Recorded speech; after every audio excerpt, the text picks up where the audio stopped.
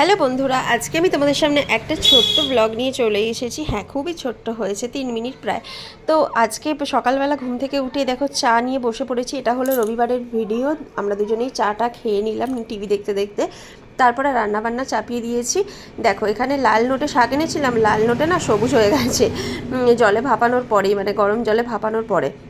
তো নোটে শাকটাকে একটু পোস্ত ছড়িয়ে ভেজে নিলাম সুন্দর করে, একটু রসুন ফোড়ন দিয়েছিলাম, 5 ফোড়ন দিয়েছিলাম, দিয়ে দারুণ হয়েছিল। আর এখানে থোর ভাজা করছি, থোরটাকে প্রেশার কুকারে একটু সিটি দিয়ে নিয়েছিলাম, নিয়ে কালো জিরে শুকনো লঙ্কা ফোড়ন দিয়ে থোর ভাজা করেছিলাম। কি দুর্দান্ত খেতে লাগছিল জানো তো, অনেকদিন পরে খেলাম।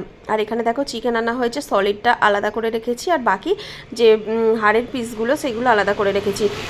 তো হাড়ের পিসগুলো দিয়ে করব, মানে চিকেন যে রান্না করি আলু দিয়ে লাল লাল ঝোল, তো সেই ঝোলটা করব। আদা রসুন পেঁয়াজ, এখানে টমেটো বাটা সবই রয়েছে।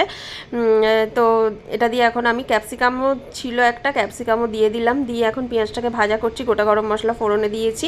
তো বলতে একটু অসুবিধা হচ্ছে, দুদিন আগের ভিডিও তো। আর এখানে দেখো আমি কাজ করে যাচ্ছি, আর এরা দুজনে আমার সাথে ইয়ার্কি করছে, কেউ একটা কাজ করে দেয়নি, বদমাইশি করছে। সমানে বসে বসে দুজনে টিভি দেখে যাচ্ছে, একজন ফোন ঘেটে যাচ্ছে, একজন টিভি দেখে যাচ্ছে। তো সেটাই তোমাদের সাথে শেয়ার করতে এলাম। আর আমি বলছি বলে এই যে হাসছে মুখে হাত দিয়ে মানে এত বদমাইশেরা। তো এই দেখো এখানে টিভিতে একটা সিনেমা চলছে, আমি একটু দেখছিলাম, কিন্তু আমার তো আর বসে বসে দেখলে হবে না, ওদের ছুটির দিন মানে ছুটি, আর আমার ছুটির দিন মানে বেশি বেশি করে কাজ করো। তো এই দেখো রান্নাবান্নার মধ্যে থোর ভাজা, শাক ভাজা হয়ে গেছে, এখানে মাংসটা কষানো হচ্ছে।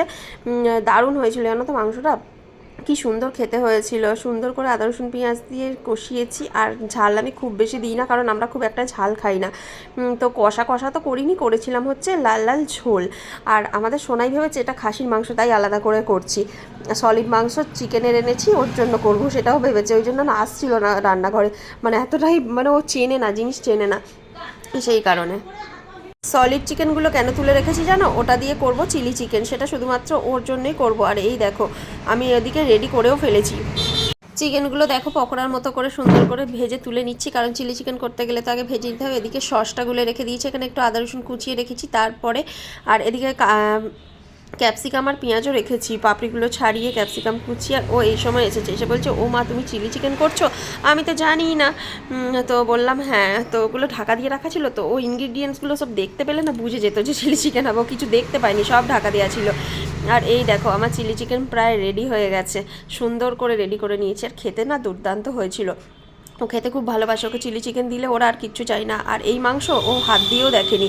আর এই যে এটা হচ্ছে আমাদের মাংস। চলো একসঙ্গে খেতে বসে পড়েছি এখন।